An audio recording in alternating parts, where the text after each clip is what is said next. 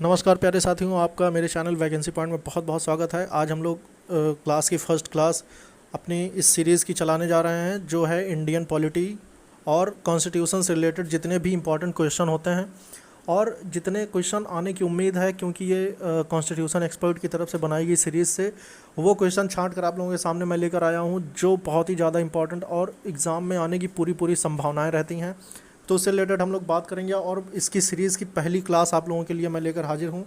तो आइए इस वीडियो को शुरू करते हैं और क्लास में पहला देखते हैं। सबसे पहले संविधान के कितने भाग हैं और उन भागों में सबसे महत्वपूर्ण कौन कौन से भाग हैं, उन्हीं के बारे में हम लोग चर्चा करेंगे। तो भाग ए की बात करते हैं, जिसमें संघ तथा उसके राज्य क्षेत्र नए राज्य निर्माण के बारे में है और इसकी जो अनुच्छेद हैं, इनके 1 से 4 अनुच्छेद तक इसका जिक्र है। भाग 2 में है नागरिकता। नागरिकता से रिलेटेड अनुच्छेद जो हैं वो 5 से 11 हैं। भाग 3 में है मौलिक अधिकार और मौलिक अधिकार के अनुच्छेद 12 से 35 तक के हैं। भाग 4 में राज्य के नीति निर्देशक तत्व हैं, जिसके अनुच्छेद 36 से 51 हैं। भाग 4 के का में मौलिक कर्तव्य शामिल हैं, जिसके अनुच्छेद 51 का है।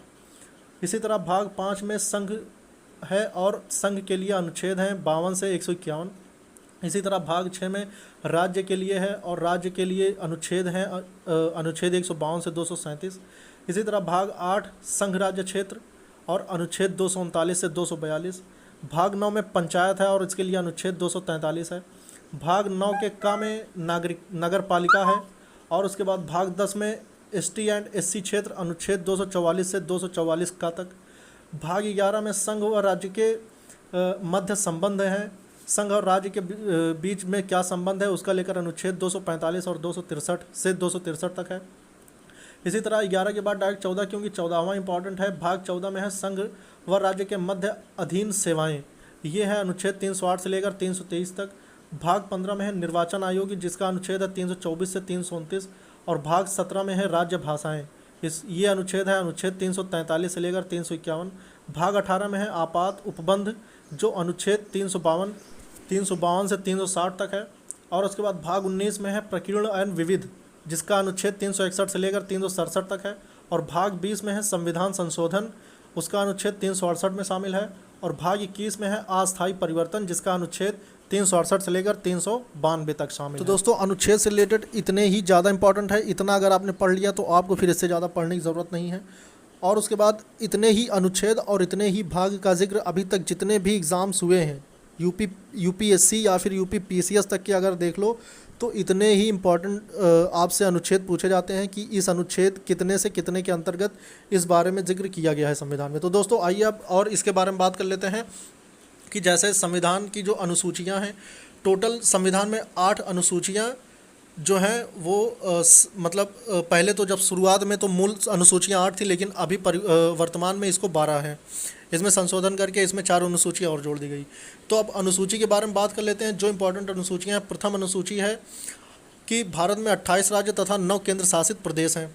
दूसरी अनुसूची है उच्चाधिकारियों के पद, वेतन, भत्ते एवं उनके वेश, उनका यूनिफॉर्म से रिलेटेड, जो उच्च अधिकारियों हैं उनके बारे में सारी बातों का जिक्र है।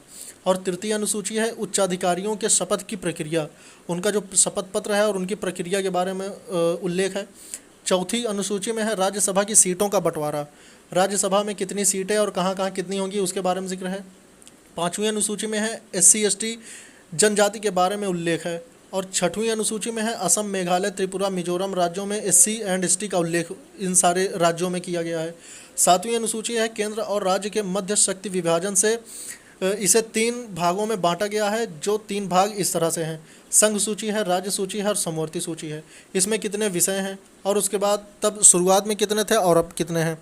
जैसे हम संघ सूची की बात कर लें तो केंद्र सरकार कानून बताती है, जो 97 विषय थे पहले और अब 98 विषय इसमें शामिल हैं।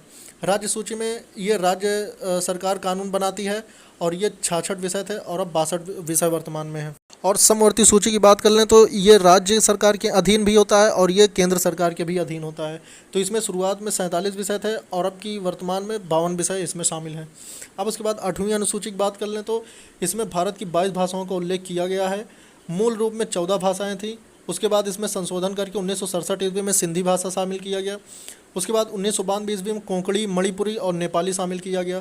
और अभी लास्ट इसकी भाषाओं का अगर संशोधन देखें तो 4 भाषाएं इसमें और जोड़ी गई, जो मैथिली थी, संथाली थी, डोगरी थी और बोडो थी। दोस्तों, महत्वपूर्ण अनुसूचियों का लेकर ये सबसे ज़्यादा महत्वपूर्ण अनुसूची थी। उसके बाद हम इसी तरह और जितने भी इंपॉर्टेंट कॉन्स्टिट्यूशन के जितने भी क्वेश्चन हैं, मैं सारे क्वेश्चन की सीरीज आप लोगों के सामने लेकर आऊँगा। ये पार्ट 1 है दोस्तों, पार्ट 2 भी देखिएगा, क्योंकि जो भी इंपॉर्टेंट है एक्स्ट्रा कुछ नहीं बताना।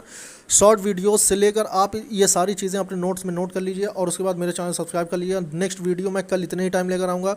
आप लोग इस वीडियो को ज़्यादा से ज़्यादा लाइक कीजिएगा ताकि मुझे मोटिवेट हो और मैं आप लोगों के लिए सारी वीडियो आप लोगों को उपलब्ध कराऊँ और एग्ज़ाम में कामयाबी दिलाऊँ।